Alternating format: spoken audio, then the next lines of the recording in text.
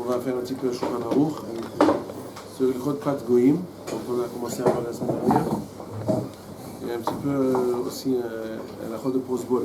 Je ne sais pas si on vous a déjà parlé de la Chod de Prosbol ou pas. Hein? Quelqu'un vous a un cours là-dessus? Ah, vous faites Gitin maintenant? Dans ma côté à Prosbol. Bon, l'essentiel de la Gemara, c'est dans Gitin Lamedva. C'est là-bas le Makor. Donc, on va faire un petit peu parce que maintenant, c'est vraiment d'actualité. Il faut savoir un peu comment s'y prendre pour faire le Prosbol. Donc, on en parlera dans un deuxième étape. Et puis, Bli pour clôturer un petit Hidouche sur la paracha. Alors, on a déjà commencé à lire le Saïf, si même pour Foupet.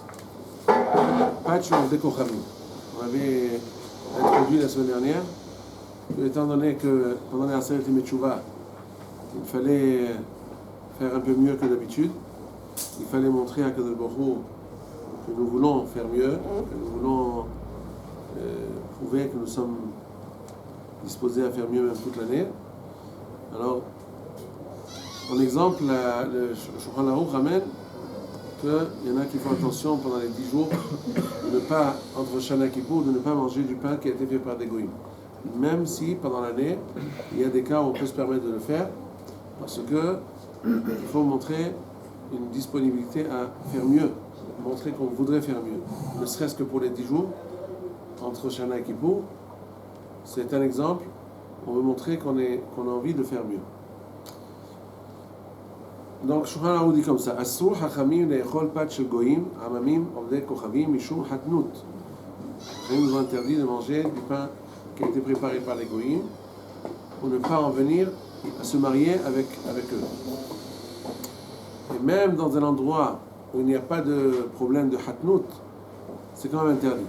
C'est quoi? Par exemple, le monsieur, le goy, qui nous invite à manger chez lui, il nous donne son pain.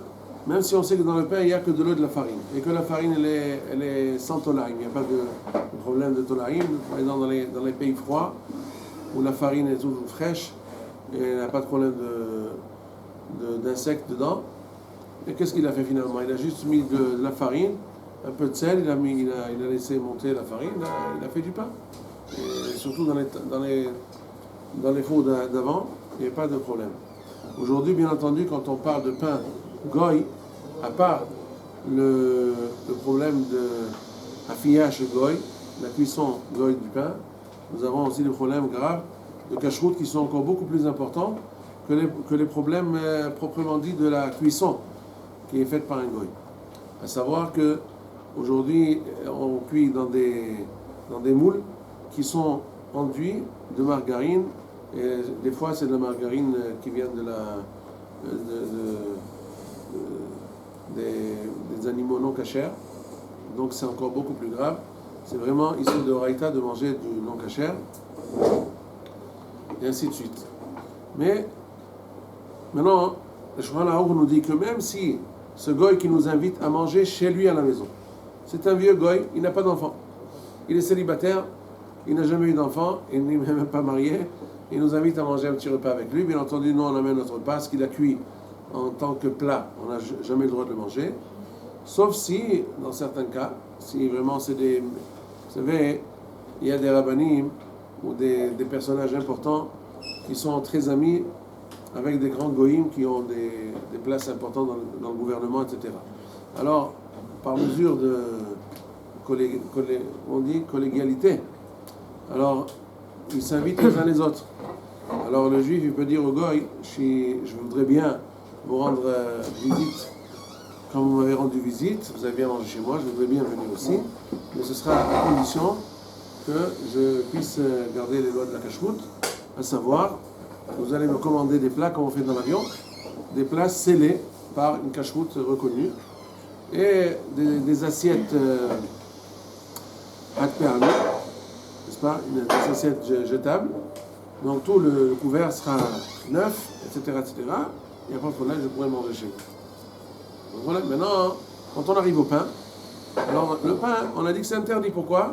Parce que si on mange du pain avec un goy, alors on en viendra un jour à se marier avec sa fille, etc., etc. Ça rapproche. Quand on mange avec quelqu'un, ça rapproche. Hachamim nous ont dit Gedola legima shemekarevet et alevava.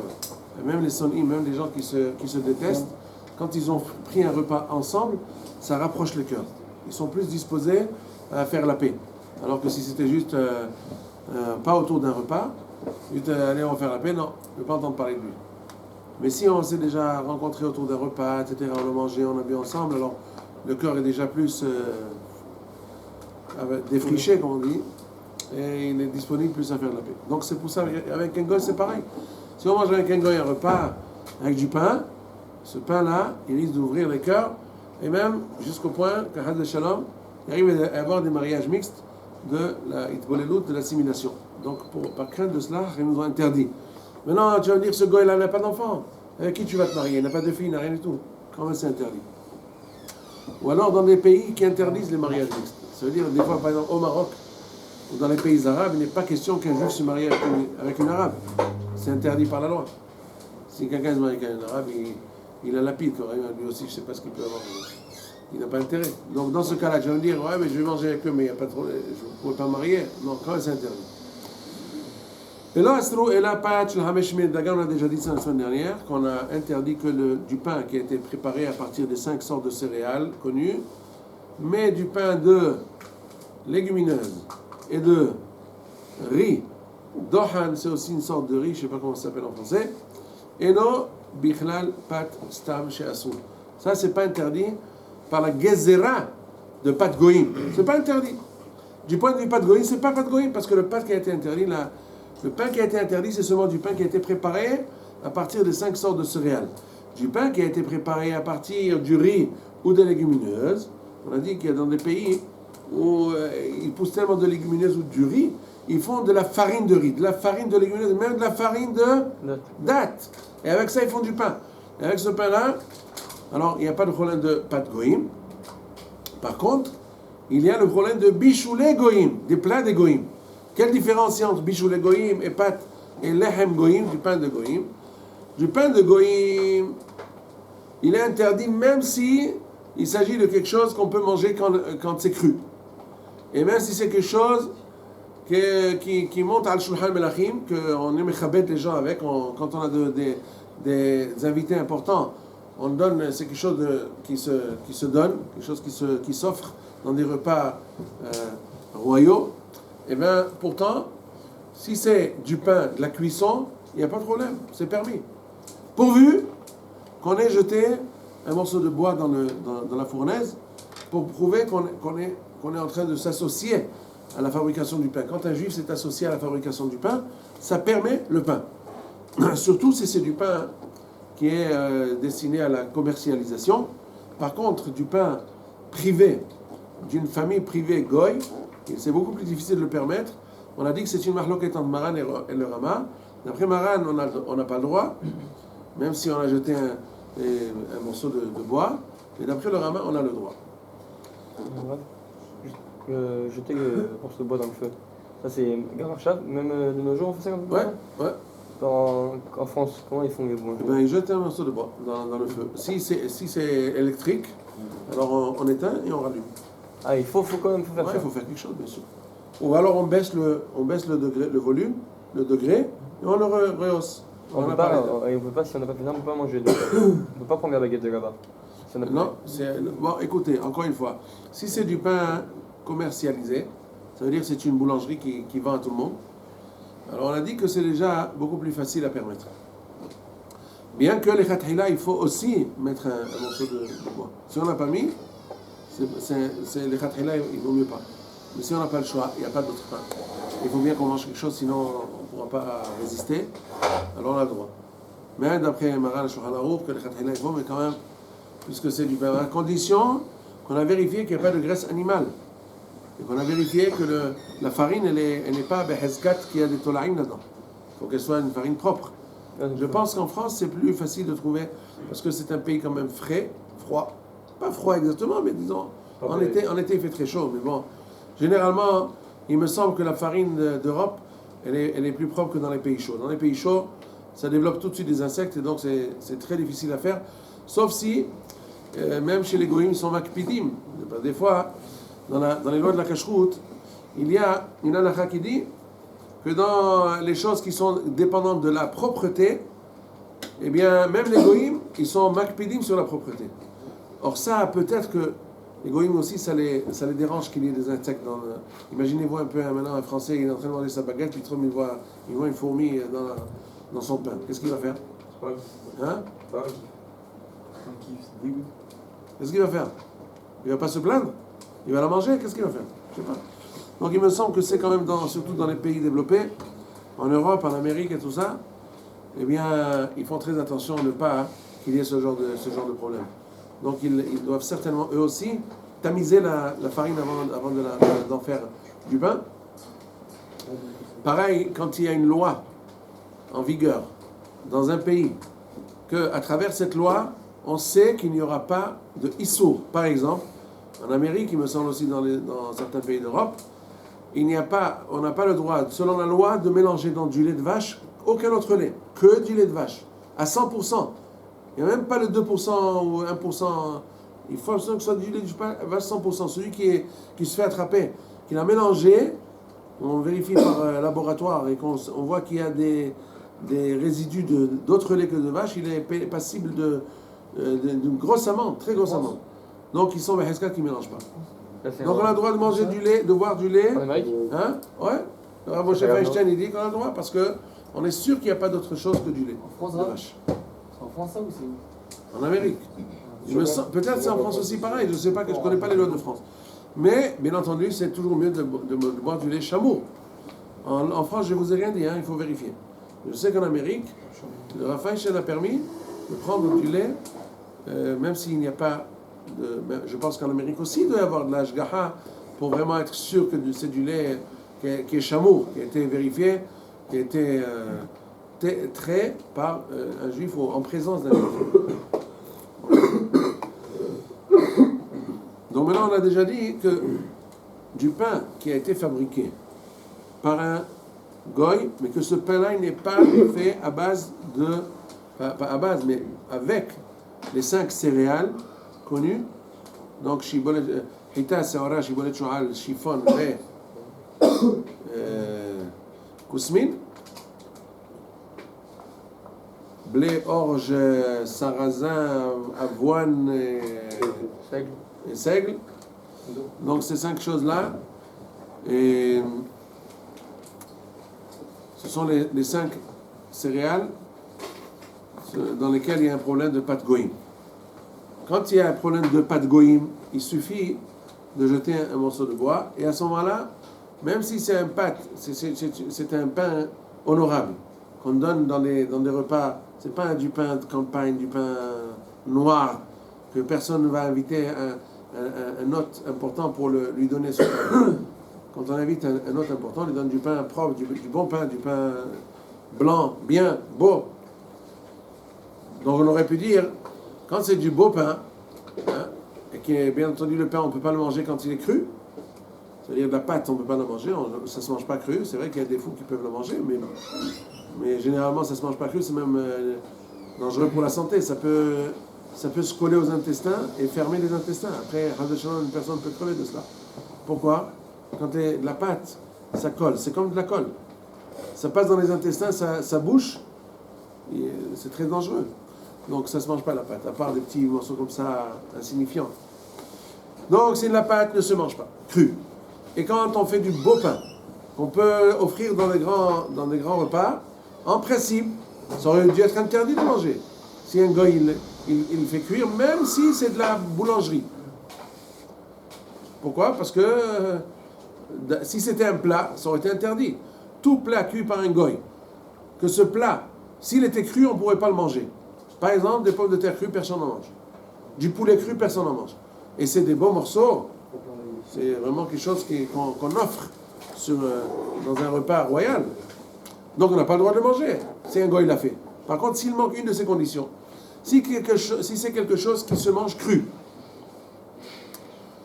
ou alors c'est quelque chose qui n'est pas quelque chose qu'on offre dans des repas importants, on n'offre pas ça à des invités, Donc même si ça a été cuit par un goy, c'est permis de manger. Alors, le pain, c'est pas le cas.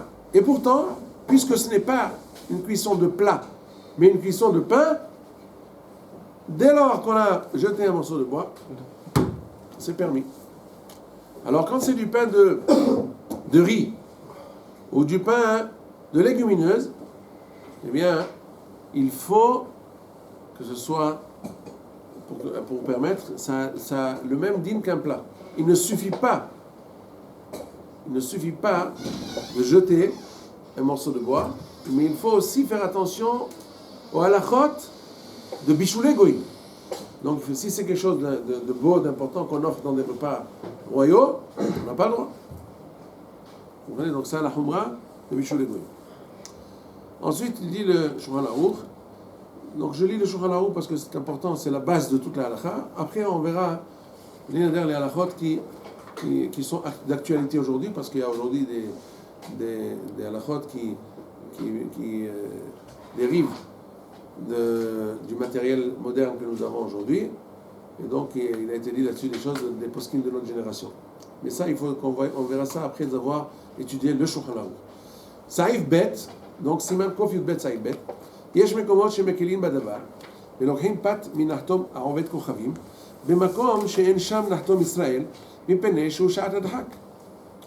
אבל פת בעלי בתים, אין שם מי שמורה בה להקל, שעיקר הגזרה משום חתנות. אם יאכל פת בעלי בתים, יבוא לסעוד אצלם. Ça c'est דעת מרן. Le Shulchan Aruch, donc les séfarades le suivent, il dit la chose suivante. Il y a des endroits,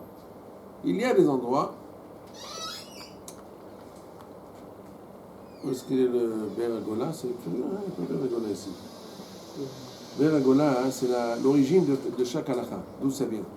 Ah non, il est là, ça va, il est là. C'est un nouveau modèle de Shulchan Aruch. Donc voilà. Beragola, il dit Yesh Mekomot. C'est quoi ces Yesh Mekomot là? Tour Beshem Yesh Omrim, al pi Yerushalmi. Rien que Tavarash Baberan. Le Biohanan le Palid de Nanat. Mais Kitsour, il dit il y a des endroits qui permettent, qui sont mekilim, et ils permettent d'acheter du pain d'un boulanger goy. Quand? Là où il n'y a pas d'autre pain commercial, il n'y a pas d'autre pain. Si tu ne manges pas ça, tu n'as rien à manger. Donc tu as le droit. Ça, c'est da'at Maran. Comme je vous ai dit tout à l'heure, d'après Maran, même acheter du pain d'un boulanger goy, on n'a pas le droit les khatrila, sauf si on est pris à la gorge. D'après le Rama, c'est permis. Parce que c'est un boulanger, c'est pas un bar là-bas. Alors le Rama dit là-dessus, mais Yesh Omrim, donc celui qui est ashkenaz, il peut se permettre. Même si c'est un endroit, tu as une boulangerie cachère à 5 minutes de là, tu pourrais te permettre, efforce-toi un petit peu, va acheter chez la boulangerie cachère. Eh bien non, je n'ai pas envie. Haval Bitul Torah, je préfère prendre du pain, même si c'est du pain de goy, mais c'est du pain de boulanger. Et il est cachère, il n'y a rien de mélangé dedans, il n'y a pas de graisse animale, rien de tout. Je voudrais la manger. Si c'est un ashkenaz, il a le droit. Si c'est un sfarad, il doit se donner du mal d'aller jusqu'à la boulangerie cachère. C'est sans le bout de bois ou avec le bout de bois? Alors ça, on parle sans bout de bois. Du pain, il est arrivé dans une ville, il n'a pas... C'est vrai, s'il peut demander au pâtissier, je vous en prie, je voudrais jeter un petit morceau de bois dans votre fournaise, mais c'est valable pour le pain qui va venir après. Donc il faudra qu'il attende encore un petit peu qu'il cuise du nouveau pain avec ce morceau de bois là. Sinon, ce qu'il a déjà fait, c'est déjà sur les étagères, c'est déjà fait. Et pourtant, si c'est un ashkenaz, il n'a pas le temps d'attendre, il peut prendre. Un sfarad, s'il peut se permettre de trouver ailleurs, c'est mieux. Ah, le jour, c'est juste augmenter le gaz. Oui. Mais on peut se permettre de faire ça, d'aller voir le boulanger et lui dire est-ce que on peut venir et... Il y a des gens qui sont compréhensifs. Je vous l'expliquer, monsieur, vous savez, je suis soumis à des lois religieuses qui stipulent. Si c'est un boulanger, je ne suis pas sûr qu'il va comprendre le mot stipulé, mais il faut essayer de voir avec quoi la langue qu'il comprend. Aval pat shel ba'alei batim en sham mi shemore ba le'akel. D'après Maran, dans pat ba'alei batim, il n'y a rien à faire, on ne peut pas se permettre de manger du pain d'un ba'al bayt, c'est-à-dire d'un monsieur qui fait du pain pour sa famille, ou une boulangère, une femme de maison, qui a préparé du pain pour sa famille, goy.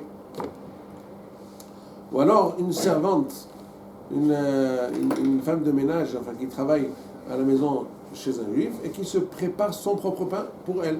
Elle se l'est préparé, elle l'a mis dans le four pour elle. On n'a pas le droit de le manger. Parce que c'est une femme qui l'a fait pour elle. C'était pas de goïm. Parce que ça, c'est vraiment le vif de la gezerah. Ce que Hachaim ont interdit, c'est exactement pour cela. Parce qu'un boulanger, tu peux dire, je vais me marier avec lui. J'achète comme tout le monde achète. Parce que j'achète dans un super, je vais me marier avec la fille du propriétaire du supermarché. C'est pas possible. Alors que quand on va chez lui à la maison, ça devient plus intime. Alors c'est... Et si on lui achète Hein? à ce particulier-là, si on lui achète le pain, On parle d'acheter, on n'a pas le droit. Même acheter. même si on ne mange pas avec lui? Non, même acheter. Haga, ולא מקרה פת בעל הבית, אלא אם עשאו לבני ביתו. אבל עשאו למכור, מקרה פלטר, אף על פי שאין דרכו בכך. On ne parle de pâte בעל הבית que s'il l'a préparé pour les siens, pour sa famille.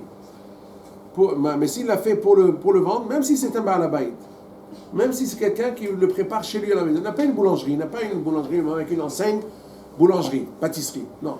C'est lui à la maison, il le prépare, mais il le fait pour le vendre. À l'époque, ça se faisait comme ça, il fallait pas avoir une boulangerie pour pouvoir vendre du pain. Les gens, ils faisaient le pain chez eux à la maison, s'ils n'avaient pas de quoi être parnès, eh bien, ils vendaient le pain.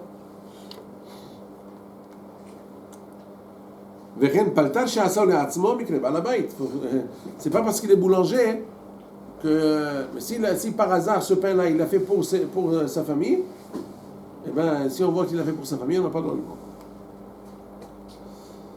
סעיף ג' יש מי שאומר שאם פלטר הזמין ישראל, הרי פיתו כפת בעל הבית. n'est-ce pas? Il y en a qui disent, pas, Orchot Haïm Beshem Ara'a, il dit que si un boulanger a invité un juif à manger chez lui, eh bien, même si ce pain-là, il l'a préparé en tant que boulanger pour vendre, et à partir du moment où il le lui sert en tant qu'invité, que hôte, il n'a pas le droit de le prendre. Parce que c'est déjà devenu, encore une fois, kirba. Makom Shen Paltar Israël Matsoui, un endroit où il n'y a pas de boulanger juif, les dates amatirin nikah pat mi paltar goyim, אם הגיע שם פלטר ישראל, הרי פת פלטר עובד כוכבים, אסורה עד שימכור פלטר לישראל פיתו, ולאחר שקלה פת ישראל, חוזר פיתו של עובד כוכבים להכשרו. Alors là, il nous amène une nouvelle halakha, il dit, dans un endroit où il n'y a pas de boulanger juif, donc d'après ceux qui permettent de prendre du pain d'un boulanger goy, dès lors qu'il a commencé à acheter, et puis il voit qu'un juif il est venu avec sa charrette et il y a du pain dedans. Donc, dès ce moment-là, on n'a pas le droit d'acheter chez le goy. Parce que même si avant il n'y avait personne, dès qu'il est venu, on n'a pas le droit d'acheter. Jusqu'à ce que le juif il finisse de vendre son pain, et à ce moment-là, on revient dans la même situation, il n'y a plus de pain, donc on a le droit d'acheter du goy.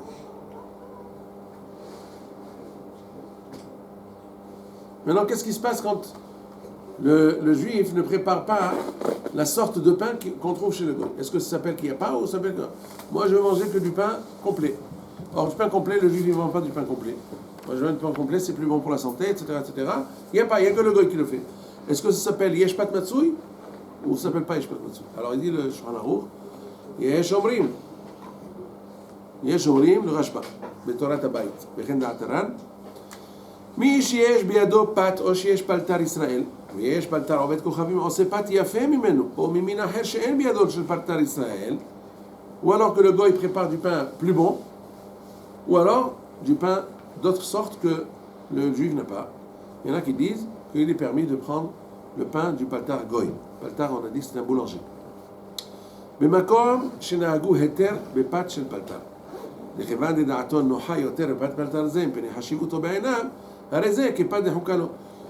Donc d'après ceux qui permettent de manger du pain chez un boulanger, quand il y a sha'at adhak, il n'y a pas de pain juif matsoui, donc ça veut dire d'après les Sfaradim, n'en parlons pas que d'après les Ashkenazim c'est permis. Mais même d'après les Sfaradim, puisqu'on a dit que même un Sfarad, il a le droit de manger du pain goy quand il n'y a pas de pain juif, il ne peut pas manger autre chose. Donc même quand il y a du pain juif, mais que ce pain-là, il n'est pas bon pour lui, il n'aime pas, il n'a pas d'appétit de le manger, et bien il a le droit de prendre celui du goy. Si le pain du goy il est meilleur, il y a du pain, mais celui du goy il est mieux. Ouais. Ça veut dire que El Matsui, Ouais, mais c'est ce qu'on vient de dire. C'est ce qu'on vient de dire, que si le pain du juif, il n'est pas aussi bon que celui du goy, ou alors il n'est pas de la sorte que ce juif a envie de manger maintenant, du pain complet, du pain de seigle, je ne sais pas quoi, il a le droit. très très bon. Ouais. Là, parce que par rapport à ce que vous disiez avant, le pain de seigle ou le pain noir, comme ça, de campagne par exemple, maintenant de nos jours, c'est quelque chose qu'on mange, surtout en Shulchan Melachim. Ouais. Est-ce que son dîner change? Non, mais aujourd'hui, le seigle, ça c'est les 5 sortes. Dans les 5 sortes de pain, on a dit qu'il n'y a pas les halachot de Shulchan Melachim. Shulchan Melachim, c'est pour les plats. Mais quand du pain des 5 sortes de céréales, c'est pas du plat, c'est du pain. Donc il y a une coula. Qu'on n'a pas, on ne fait pas attention à Shulchan Melachim, pas Shulchan Melachim. On s'en fiche. Ah, on fait attention à L'essentiel, c'est que le juif, il est jette. Voilà. Est-ce que le prix change? Pardon? Le prix, c'est-à-dire si chez le goy c'est moins cher. Ça change, on peut aussi aller acheter chez le goy. C'est quoi? Si chez le goy c'est moins cher. Ah, si c'est moins cher. Si c'est moins cher, et qu'il ne peut pas se permettre d'acheter chez le juif qui est plus cher. Et c'est quelqu'un de pauvre, il n'a vraiment pas d'argent, il a besoin de la différence pour pouvoir s'acheter autre chose qu'il n'a pas. Alors apparemment, le Svara veut, l'instinct, que c'est permis. Mais s'il a de l'argent pour se permettre, c'est certain qu'il doit faire mieux, parce que ne serait-ce que Hidur Mitzvah. Si c'est une Hidur, c'est vrai qu'une Mitzvah, quand on a un Etrog, il est beau, mais on trouve un meilleur que lui. Il y a une Mitzvah d'être Me'ader, d'ajouter jusqu'à un tiers de plus. Pour faire pas plus qu'un tiers. Si le meilleur Etrog, il coûte beaucoup plus qu'un tiers de plus, pas obligé. Alors j'imagine que c'est pareil, que là aussi, c'est encore mieux, parce que là-bas c'est un Hidur Mitzvah, c'est déjà tu as toute la Mitzvah dans toi, pour faire un Hidur Mitzvah. Alors que là, c'est pire, parce que d'après certains poskim, on n'a pas le droit de manger ça. Ah, Shat Hak. Est-ce que ça s'appelle Shat Hak? Tu as de quoi payer. Ah, c'est vrai que c'est... Et tu peux te permettre, seulement ça te pèse un petit peu sur le porte-monnaie. Quand même, jusqu'à Shlish, il vaut mieux que tu t'efforces. C'est pas un effort que tu n'as pas autre chose. Tu n'as pas autre chose, donc tu n'as pas le choix. Mais là, tu as le choix, tu ajoutes un peu d'argent. Mais s'il est tellement pauvre qu'il n'a pas de quoi se permettre, s'il achète du pain de riz, il n'aura pas de quoi s'acheter un peu de fromage. Alors le fromage aussi, c'est bon pour sa santé. Il a besoin de protéines, il a besoin pas que du pain. Là, Adam. Il faut aussi autre chose. Il a besoin de poulet, il a besoin de viande, il a besoin de trucs, des œufs. Ça lui donne des protéines. S'il achète du pain de riz, il n'aura pas de protéines. Alors ça, on peut se permettre. À mon avis, c'est pas quelque chose que je dis par connaissance, mais c'est pas grave.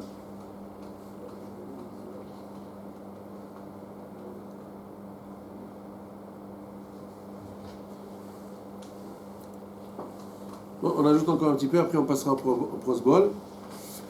Le siman il est un peu long. במקום שנהגו היתר בפת של פלטר, אפילו הוא נילוש בביצים, או שביצים תוחים על פניו, מותר. אבל אם פנדה שאפאה עובד כוכבים, אסור לאכול מהפת שלה.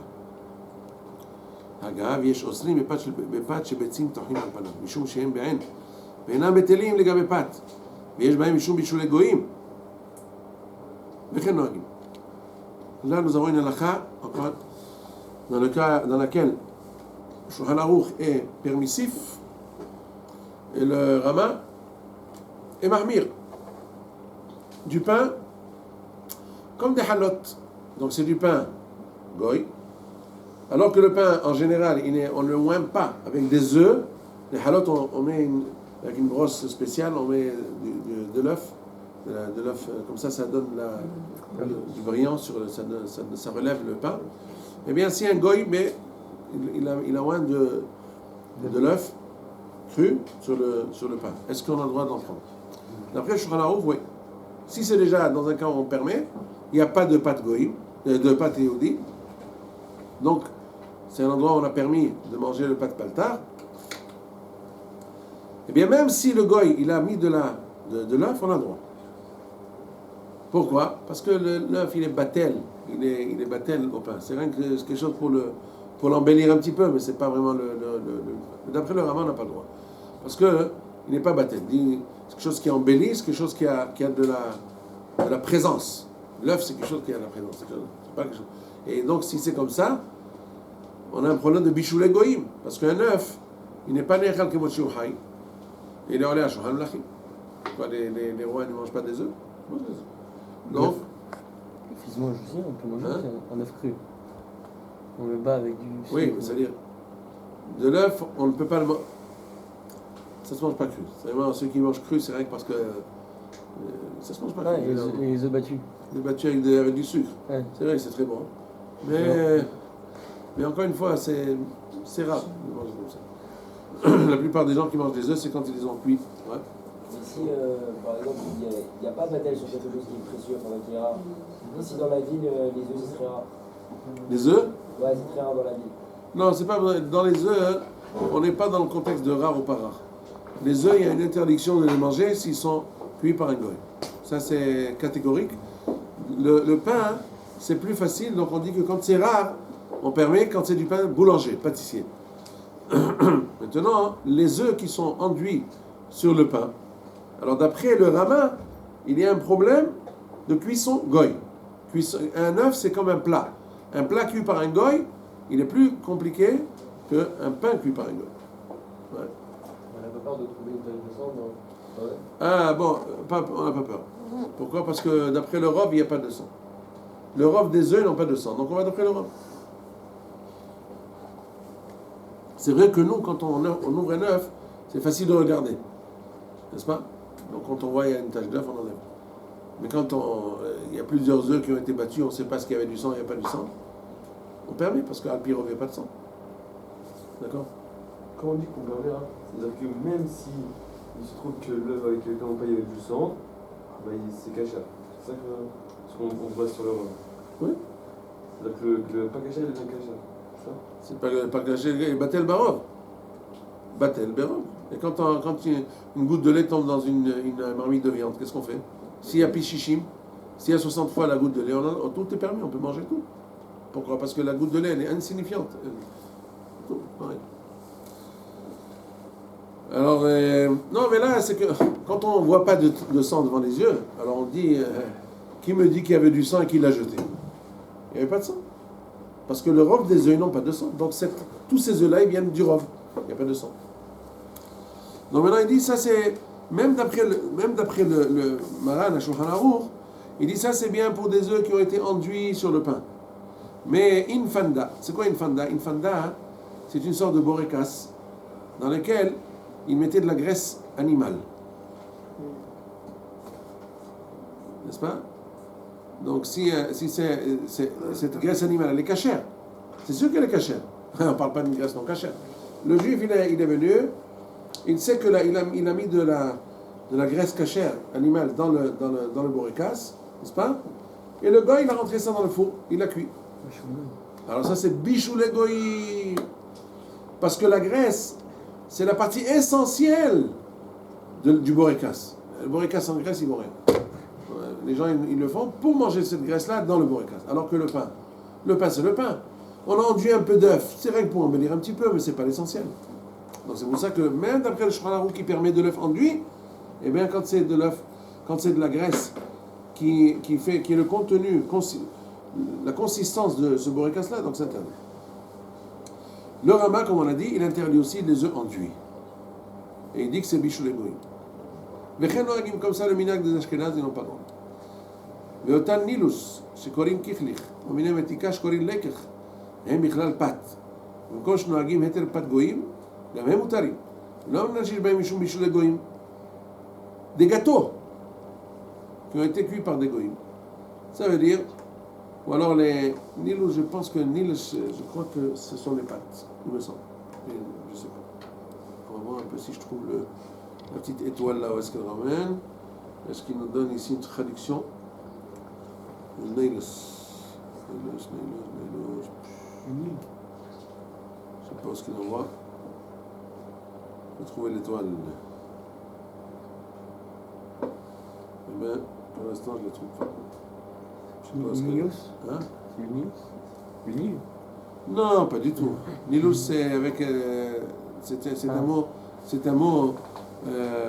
Yiddish, je sais pas quoi. Bon, eh bien, je vois pas. C'est pas grave, on va pas s'attendre dessus. L'essentiel, l'idée, c'est des gâteaux. Parce que kichlach, ça c'est sûr, c'est des gâteaux. Lekach, c'est gâteau. Kichlach, c'est des gâteaux. Donc ces gâteaux-là, qui ont été cuits par un goy, donc c'est des gâteaux cachers. C'est-à-dire que c'est un juif qui les a préparés. Et ça, on le faisait 50 000 fois, on le faisait au Maroc, on envoyait des... On n'avait pas des fours à l'époque. Dans mon enfance, il n'y avait pas des fours de maison avec les... On avait du gaz sur le marbre, avec un réchaud de gaz pour les marmites. Par contre, pour faire cuire du pain ou des gâteaux, on n'avait pas. On n'avait pas les fours aujourd'hui, tu ouvres sous le gaz de portière, tu mets... Non. Alors on envoyait les gâteaux au four et le pain au four par la Goya. Elle mettait ça sur la tête, une grande... et elle marchait comme ça dans la rue, elle est équilibriste. Elle marchait des rues, vraiment des fois des centaines de mètres, sans que ça lui tombe de la tête. Équilibriste, c'est formidable. Elle mettait sur la tête, elle rendait ça, et il marchait. Comment qui mettait après? Hein? Qui mettait le pain et tout ça? Alors justement, il faisait rentrer dans le four. Du goy? Ouais? Le gars, il a un four, il faisait rentrer dans le Pas four. de problème. C'est sûr qu'il y a un problème. Mais le juif, il allumait. Ça. Donc c'est un four spécial. Donc je te dis que non seulement le pain, même des gâteaux, on peut faire cuire là-bas. Ceux qui permettent de manger du pain qui a été cuit par un goy, eh bien, ils permettent aussi de manger des gâteaux qui ont été cuits par un goy à partir du moment où on sait que les gâteaux, tous les composants sont cachers. Ah, ça a été cuit par un goy, c'est pareil que du pain. Si on permet le pain, c'est de la afia, c'est pas du bichou. Donc afia, si on a allumé le feu, Ouais. c'est bon. Les khatkhila, c'est caché. Les khatkhila. Surtout si c'est un peu du pain boulanger. Même pour Maran, on va arriver là-dessus. ולא אמרינן שיש בהם משום בישול הגויים ויש מיני נילה שקוראים קיכליך שאופים אותם על ברזלים ומושכים בברזל בשעת אפייה בחלב או חזיר ואותן יש להיזהר באוסרן וכן המנהג. Donc ce que nous avons aujourd'hui, ça existait depuis longtemps déjà. Il y avait des endroits où les goïms faisaient cuire quand ils mettaient les moules. Ils mettaient là-dessus de la graisse animale ou même de porc. Alors il fait attention, c'est interdit.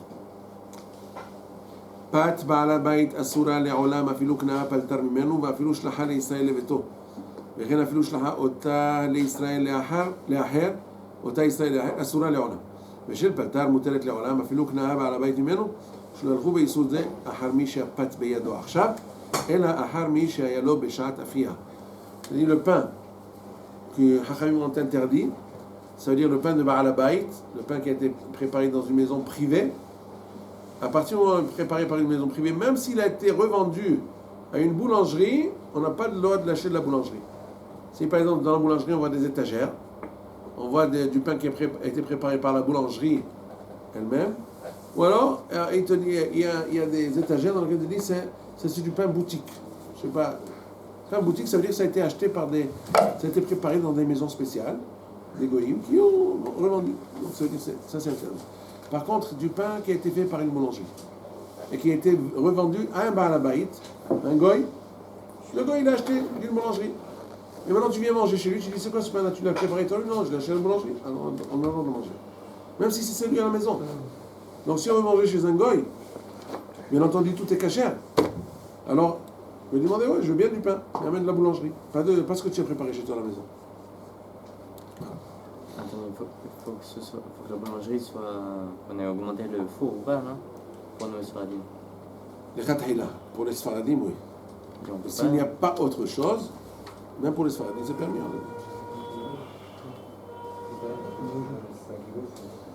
Alors, rien que je finis pour ne pas que la semaine prochaine, pour la prochaine fois, Blinader. Différence, on mange avec un goy dans ce cas-là. Même si c'est pas lui qui l'a fait. Finalement, on mange avec lui. Encore une fois, ce que Hachayim a été gozer, c'est du pain qu'il a préparé lui-même.